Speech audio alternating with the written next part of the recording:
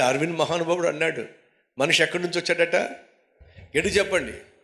కోతి నుంచి వచ్చాడు మనిషి అని చెప్పి అన్నాడు డార్విన్. ఇది తెలుసుకున్న కోతులట ఒకరోజు సమావేశం ఏర్పాటు చేసినాయట. కోతులన్నీ కలిసి సమావేశం ఏర్పాటు చేసి అవన్నీ డిస్కస్ చేసుకుంటున్నాయట. డార్విన్ అనే పనికిమాలినోడు, డార్విన్ అనేటటువంటి పిచ్చోడు మనిషి కోతి నుండి వచ్చాడని చెప్పి లోకానికి ప్రకటన చేస్తున్నాడు, మనం దాన్ని ఎదుర్కోవాల్సిందే అని చెప్పి కోతులన్నీ కలిసి ఏం చేసినాయట? సమావేశం ఏర్పాటు చేసినాయట. కారణం తెలుసా మీకు? చెప్పమంటారా? కోతులు అంటున్నా ఏంటో తెలుసా? మనిషి మనలో నుంచి వచ్చాడా? రాలా? ఎందుకు రాలేదో చెప్దాం మనం లోకానికి వెళ్ళి. ఇదిగో నా భార్య నేను ఎప్పుడైనా కొట్టానా? కోతులు మాట్లాడుకుంటున్నాయండి. నా భార్య నేను ఎప్పుడైనా కొట్టానా? మీరు ఎప్పుడైనా చూసారా నా భార్యను కొట్టడం అన్నది? అన్ని కోతులు కూడా అరే లేదు, ఎప్పుడు నువ్వు కొట్టలా. మీరు ఎవరైనా కొట్టారా మీ భార్యని? ప్రతి ఒక్కరు కూడా మేము కొట్లా. కోతులన్నీ అనుకుంటున్నాయి మనం ఎవ్వరం కూడా భార్యను కొట్టం కదా. ఆ మనుషులను చూడండి, ఎలా చావగొడుతున్నారో, భార్యను చావగొడుతున్నారు. సరే, మనలో ఎవరైనా బాగా తాగి రోడ్ల మీద పడ్డామా? మనం ఎప్పుడైనా తాగామా అనంటే ఏ కోతి ఒప్పుకోట్లా. మనం ఎప్పుడు తాగలా. నువ్వు తాగావా? నేను తాగలేదన్నా. నువ్వు తాగావా? నేను తాగల. ఎప్పుడూ తాగలా. చూసారా? కోతులమైన మనము ఎప్పుడూ తాగలా. పెద్దోడా, నువ్వు ఎప్పుడైనా సిగరెట్లు కాల్చావా? చిచ్చి పొరపాటు కూడా దాని జోలికి వెళ్ళా. గుట్కాలు ఏమైనా తిన్నావా? అస్సలు. చిన్నోడు ఇది సంగతి ఏంటి? నైట్ క్లబ్కి ఎప్పుడైనా వెళ్ళావా? చిచ్చి నేను ఎందుకు వెళ్తాను నైట్ క్లబ్కి? బార్ అండ్ రెస్టారెంట్కి వెళ్ళావా? నేను ఎప్పుడు బార్ అండ్ రెస్టారెంట్కి వెళ్ళా. వేషల దగ్గరికి వెళ్ళావా నువ్వు? చిచ్చి నేను ఎందుకు వెళ్తాను వేష దగ్గరికి, నాకు భార్య ఉండగా. అరే మనం ఎవరూ వేషల దగ్గరికి వెళ్ళలేదు, బార్ అండ్ రెస్టారెంట్ దగ్గరికి వెళ్ళలేదు, నైట్ క్లబ్బులకు వెళ్ళలేదు, పబ్బులకు వెళ్ళలేదు, ప్యాకెట్ ఆడలేదు. మనం అందరం కూడా ఒకవేళ మనకి ఏదైనా ఆహారం దొరికిందంటే అందరం పంచుకొని తింటాం కదా. ఒక చెట్టు మీదకి వెళ్ళామంటే ఆ చెట్టు మీద ఉన్న పండ్లు అన్నీ కూడా చక్కగా అందరం కలిసి కోసుకుంటాం, కలిసి తింటాం, కలిసి ఉంటాం, కలిసి ప్రయాణం చేసుకుంటాం, కుటుంబాన్ని కలిగి ఉంటాం, బిడ్డల్ని కంటాం. మీకు విషయం తెలుసా? పొరపాటున ఒక కోతి ఎలక్ట్రికల్ స్తంభం మీద షాక్ కొట్టి అది అక్కడ చచ్చిపోయింది అనుకోండి, కోతులన్నీ. మీలో చాలామంది పల్లెటూరులో పుట్ల, నేను పల్లెటూరులోనే పెరిగాను. ఎప్పుడైనా మీరు చూసారా? ఒకవేళ పొరపాటున కోతి ఎలక్ట్రికల్ స్తంభం దగ్గర షాక్ కొట్టినా లేకపోతే అక్కడ ఇరుక్కుపోయినా మిగతా కోతులన్నీ ఎలా వెళ్ళాడిపోతాయో మీరు ఎప్పుడైనా చూసారా? ఒకరోజు టీవీలో ఒక దృశ్యాన్ని చూపించారు. ఏంటో తెలుసా? ఒక వ్యక్తి ప్లాట్ఫామ్ నుంచి ట్రైన్ వస్తుందేమో అని ఇలా చూస్తూ ఉన్నాడు. పాపం అది రావటల్లా ఇంకొంచెం వంగి చూస్తున్నాడు, రావటల్లా వెనకాల నుంచి వస్తున్న పాపం విషయం తనకు తెలియదు.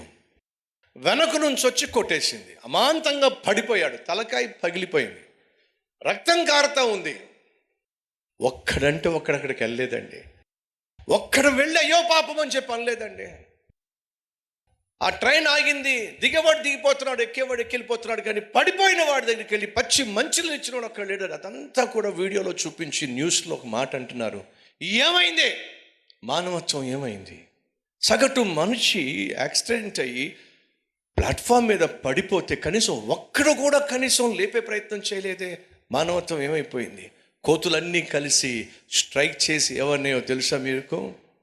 మనిషి ఎక్కడి నుంచి వచ్చాడో మాకు తెలియదు, కానీ ఖచ్చితంగా మా కోతి జాతి నుండి మాత్రం రాలా.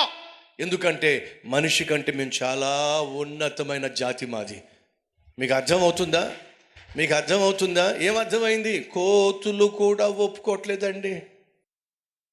మీకు ఏమర్థమైంది? కోతి కూడా ఒప్పుకోవట్లా. మనం కోతి నుంచి పుట్టామని అంటే మరి డార్విన్ మహానుభావుడు చెప్పేశాడు. కోతులు అంటేనే మనం కొట్టు చేస్తామా, తాగుతామా, ప్యాకెట్ ఆడతామా, డబ్బులు తగిలేస్తామా, భార్యను చెత్త కొడతామా, బిడ్డలను అనాథంగా వదిలేస్తామా, పక్కింటి దోచుకుంటామా, మోసం చేస్తామా, అన్యాయం చేస్తామా, అక్రమం చేస్తామా, నైట్ క్లబ్బులకు వెళ్తామా, పబ్బులకు వెళ్తామా, తాగి తందాలు ఆడతామా? ఇవేమీ చేయమే. మరి ఇవన్నీ చేస్తున్న మనిషి మా నుంచి వచ్చాడని చెప్పంటే మేము ఎలా ఒప్పుకుంటాం? కోతులు కూడా ఒప్పుకోవట్లేదు. అర్థమైందా? ప్రియ సహోదరి సహోదరుడా, ఈరోజు ఈ వాక్యం వింటున్నా మనం అందరం కూడా ఒక సత్యాన్ని తెలుసుకోవాలి. అదేంటో తెలుసా? మనిషి కోతి నుంచి రాలా. మనిషి దేవుని స్వరూపమందు దేవుని పోలిక చొప్పున నిర్మించబడ్డాడు. డార్విన్ చచ్చిపోతూ ఈ మాట చెప్పి మరి చచ్చిపోయాడు. నేను మనిషి కోతి నుండి వచ్చాడు అనేటటువంటి సిద్ధాంతాన్ని రూపించాను కానీ నిరూపించలేకపోయాను. చివరికి నేను సిగ్గుపడుతున్నాను. మనిషి కోతి నుంచి వచ్చాడు అని నేను ప్రజలకు పరిచయం చేయటం. మనిషి కోతి నుండి రాలేదు. ఎవరైతే కోతి నుండి మనిషి వచ్చాడని చెప్పారో ఆ డార్వినే చివరికి ఒప్పుకున్నాడు.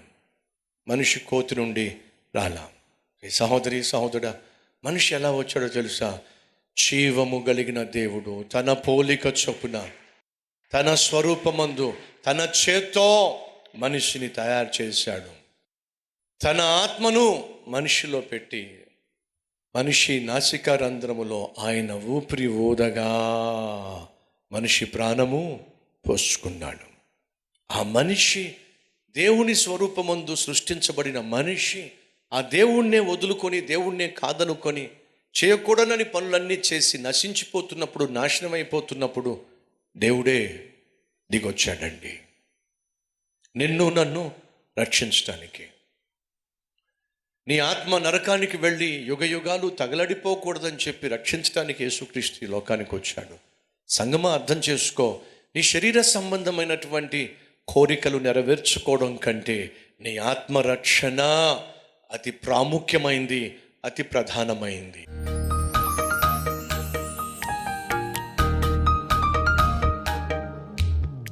ప్రభువా,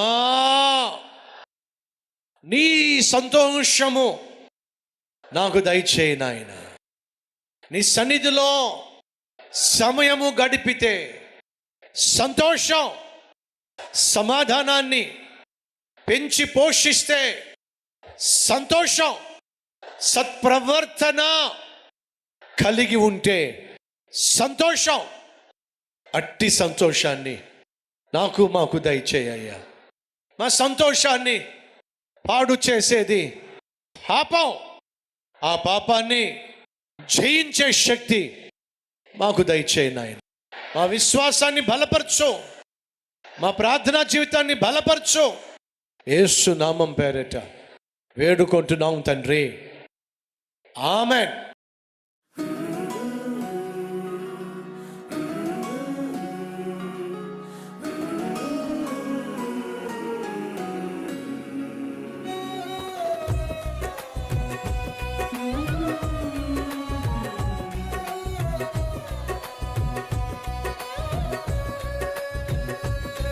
ఈ క్లుప్త సందేశం మీకు ఆశీర్వాదకరంగా ఉన్నట్లయితే లైక్ చేయండి, అలాగే 10 మందికి షేర్ చేయండి. అంతేకాదు ఓ చక్కని కామెంట్ పెట్టండి. అది నేను చదువుతాను, దేవుని మహిమపరుస్తాను. మళ్ళా కలుసుకుందాం. అంతవరకు సెలవు.